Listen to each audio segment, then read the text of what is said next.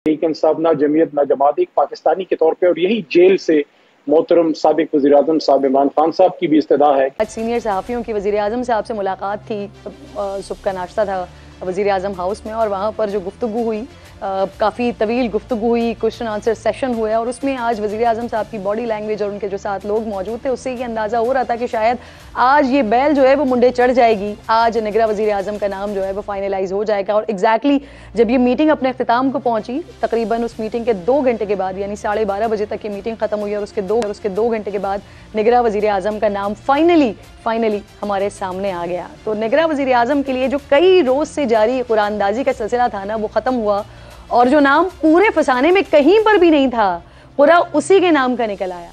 बलूचिस्तान से ताल्लुक़ रखने वाले सेनेटर हैं अनवरुल हक काकड़, मुश्तरका तौर पर निगरां वज़ीर आज़म के लिए अनवरुल हक काकड़ को चुन लिया गया है। लेकिन कमाल अब यहाँ पर बात यह है, दिलचस्प बात यह है कि इन्हें लाने वाले ही परेशान हैं। ANP के एम वली खान कहते हैं, एमल वली खान साहब कहते हैं कि सिलेक्शन पर वज़ीर आज़म और अपोजिशन लीडर कुछ नहीं कर सकते थे। पीपल्स पार्टी के सीनियर रहनुमा खुर्शीद शाह ने भी इंतखाब पर सवाल उठाया। वो कहते हैं बेहतर होता कि कोई और वज़ीर आज़म बनता, तो नाम तो हुकूमत के साथ डिस्कस ही नहीं हुआ है। शाह महमूद कुरैशी साहब का भी स्टेटमेंट आया, वो कह रहे हैं कि निगरां वज़ीर आज़म 2 बड़ी इत्तेहादी जमातों की चॉइस नहीं है। हुकूमती जमातों के बयानात ने ऑब्वियसली सवालात तो उठा दिए हैं कई सारे, और इस मामले पर सियासी जमातों में तकसीम जो है वो बड़ी वाज़ेह तौर पर दिखाई दे रही है। तहरीक इंसाफ के अली मोहम्मद खान साहब ने इसे बेहतर इंतखाब करार दिया है। वहीं पीपल्स पार्टी के फैसल करीम कुंडी भी इस फैसले का खैर मकदम कर रहे हैं, और इन सारे एतराज़ात और सताइश में दोनों पार्टीज़ की क़यादत वो बिल्कुल खामोश है। नवाज शरीफ साहब, मरीम नवाज साहबा, बिलावल भुट्टो जरदारी साहब बिल्कुल खामोश चुप सादे बैठे हुए हैं। बाप का बंदा बाप ने सेलेक्ट कर लिया, बेचारा जो अपोजिशन लीडर है वो भी कुछ नहीं कर सकेगा, वजीर आजम भी कुछ नहीं कर सके। ये इंटरम वजीर आजम एक मोहरा है। तो नाज़रीन, बलूचिस्तान से ताल्लुक़ रखने वाले सेनेटर अनवरुल हक काकड़ ने 2008 में काफ लीग के टिकट पर कोयटा से कौमी असम्बली का इलेक्शन लड़ा, जिसमें कामयाब नहीं हो सके, जिसके बाद वो 2013 में बलूचिस्तान हुकूमत के तर्जुमान रहे। फिर 2018 इलेक्शन से पहले बलूचिस्तान अवामी पार्टी यानी बाप की तश्कील में बड़ा अहम रोल था इनका, जिसके बाद सेनेटर अनवरुल हक काकड़ 2018 में सेनेटर मुंतखब हुए। कहा जाता है ये कि अनवरुल हक काकड़ के तमाम सियासी जमातों से बड़े अच्छे टर्म्स रहे हैं। जब इमरान खान वज़ीर आज़म थे तो अनवरुल हक काकड़ के उनके साथ भी अच्छे मरासम थे, लेकिन 9 मई वाक़े के बाद उनकी खान साहब से मुतालिक जो राय थी फिर वो भी सामने आई। सुनिए। पाकिस्तान के अवाम के एक सेक्शन ने इमरान, मीडिया के एक सेक्शन ने अवाम, पाकिस्तान की जुडिशरी के एक सेक्शन ने अवाम को, इमरान को बनाया, पाकिस्तान की एस्टेब्लिशमेंट के एक सेक्शन ने कंट्रीब्यूट, इसमें कोई शक नहीं है, इसमें कोई आर नहीं है इसको तस्लीम करने में। लेकिन मैं उनमें से एक को भी कंडेम नहीं कर रहा हूँ, मैं इमरान को ही कंडेम कर रहा हूँ। किसने उनको क्यों सपोर्ट किया? इसलिए नहीं किया था कि वो पाकिस्तान के इश्तिहारे जो रियासत के हैं उन पे चढ़ दौड़।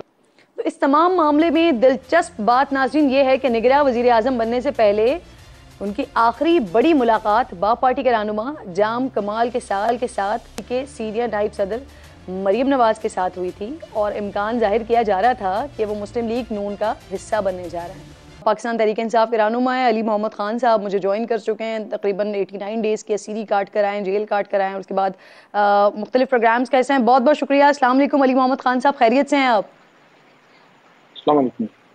बहुत शुक्रिया जी, अल्लाह का करम।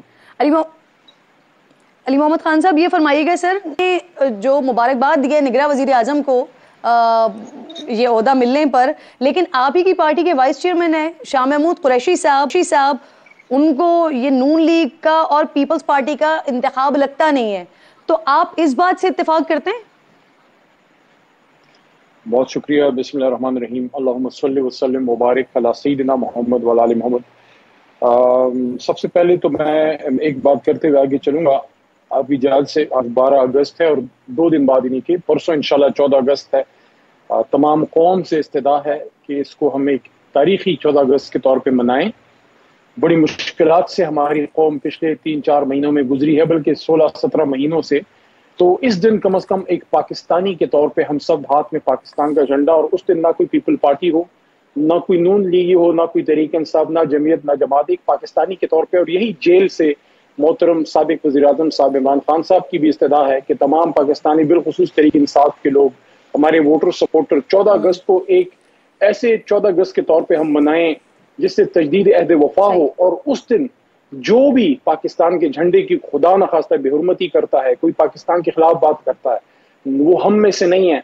वो सब कुछ तो हो सकता है, वो पाकिस्तानी नहीं हो सकता। तो ये इस 14 अगस्त पे हमने पाकिस्तानी बल्कि सबने दिखाना है, अपनी अपनी बसात में हर कोई, किसान है, वो टीचर है, वो एक्टर है, वो मजदूर है, वो सरकारी अफसर है, वो मैं हूँ, वो आप है, सियासतदान है, कोई भी है, तालिब इल्म है, हम इस दिन को अपने माजी में भी मनाते रहेंगे। इस बार जरूरत है कि हम सब मिलके, और उस दिन सिर्फ पाकिस्तानी मैसेज यही होना चाहिए कि जो हमारी रेड लाइन है वो पाकिस्तान है, हर किसी की रेड लाइन जो है वो सिर्फ पाकिस्तान है। बताइए सर, निगरान वजीर आज़म के हवाले से। बिल्कुल, आई एग्री विद यू। देखिए, जहां तक काकड़ साहब का ताल्लुक है, काकड़ साहब के साथ बड़ा नजदीक से काम किया। सेनेट में जब मैं पार्लियामेंट्री अफेयर्स के तौर पे जाता था तो हमारी ही गवर्नमेंट बेंचेस में पीछे बैठे होते थे बड़े पढ़े लिखे और मिलनसार और स्ट्रेट फॉरवर्ड आदमी, और उसके साथ साथ एक स्टैंडिंग कमेटी के चेयरमैन वो थे जिसमें मैं एज ए मिनिस्टर जाता था। उनको मैंने बहुत मामलात को समझने वाला आदमी पाया, इसलिए मैंने उनको वेलकम किया है, पार्टी ने भी वेलकम किया है। लेकिन साथ में ये भी एक उम्मीद है और हम इसको देखेंगे, हमारी तवक्को है कि एक ताज़ा हवा का झोंका साबित हो, और जो परसिक्यूशन तहरीक इंसाफ की सियासी मुखालिफिन की पिछली हुकूमत ने की वो सिलसिला रुके। जिसने कोई गलत किया है, मैं तो इस बात को, किरण दीदी, मैं तो इस बात का दाई हूं। मैं तो अरेस्ट से पहले मैंने ये बात की कि 9 मई को जो हुआ, जिन लोगों ने गलत किया है उन्होंने, मेरे अल्फाज ये थे कि जिना हाउस पे हमला या कोर कमांडर हाउस पे हमला, अली मोहम्मद के घर पे हमला था, लेकिन सिर्फ उन लोगों को सजा मिले जिन्होंने किया।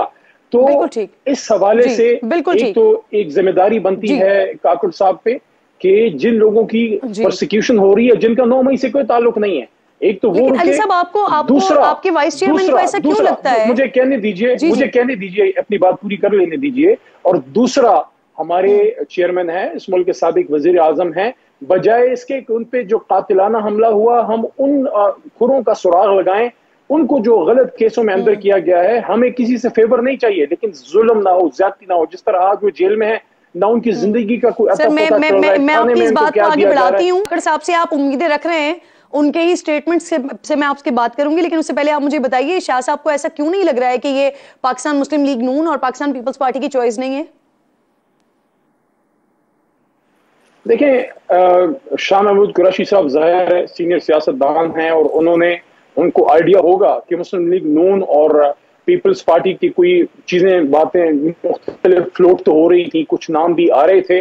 और जहां तक काकड़ साहब का ताल्लुक है, वो बिल्कुल ही कोई एक्सपेक्ट नहीं कर रहा था। हम तो इस बात पे भी खुश हैं कि बलोचिस्तान, हालांकि उसको छोटा सूबा कहा जाता है, वो हमारी रकबे के लिहाज से सबसे बड़ा सूबा है, लेकिन सबसे इग्नोर सूबा है। तो इस बात की खुशी है कि तहरीक इंसाफ ने भी बलोचिस्तान को उसकी इज्जत में, मैं समझता हूं कि अपना किरदार अदा किया बढ़ाने में। लेकिन सर, कासिम खान क्यों नहीं लगता उनको कि ये पीपल्स पार्टी और मुस्लिम लीग नून की चॉइस नहीं है? और हमने मुझे कह नहीं दीजिए कि डिप्टी स्पीकर हमने कासिम सूरी साहब को जब बनाया बलोचिस्तान से, और हमने संजरानी साहब को सपोर्ट किया, वो भी बलोचिस्तान से थे। और अब ये खुशी की बात है कि मौजूदा वजीर आजम, लेकिन जिम्मेदारियां काकड़ साहब को एहसास होना चाहिए, बहुत होगा। सर, मुझे इस बात का जवाब दीजिए ना। इसका मुनासिब जवाब तो कुरैशी साहब दे सकते हैं, लेकिन चूंकि काकड़ साहब का पीपल्स पार्टी नून लीग से कोई ताल्लुक ना था, वो हमारी गवर्नमेंट बेंचेस पे बैठे रहे, हमारे एलाई रहे, सपोर्टर रहे, बल्कि इमरान खान साहब को पसंद भी करते थे। ये मैं आपको बताऊं, उस वक्त जब हमारे बेंचेस पे बैठे होते थे, हुकूमती बेंचेस हमारा हिस्सा थे। और मैं एक बात और भी, 2 शख्सियात का नाम मैं जरूर लेना चाहूंगा कि मैं उनकी एक और वजह से भी बहुत ज्यादा इज्जत करता था, हूं और रहूंगा। हाँ, अब एक इम्तिहान में काकड़ साहब हैं, क्योंकि ओहदा इम्तिहान है, लेकिन एक बात, एक वहां के farmer interior minister Sarfaraz Bugti साहब और एक काकड़ साहब के मुश्किल हालात में उन्होंने बलोचिस्तान में पाकिस्तान जिंदाबाद का नारा लगाया था। इस वजह से मैं सरफराज बुख्ती और काकड़ की बहुत इज्जत करता था।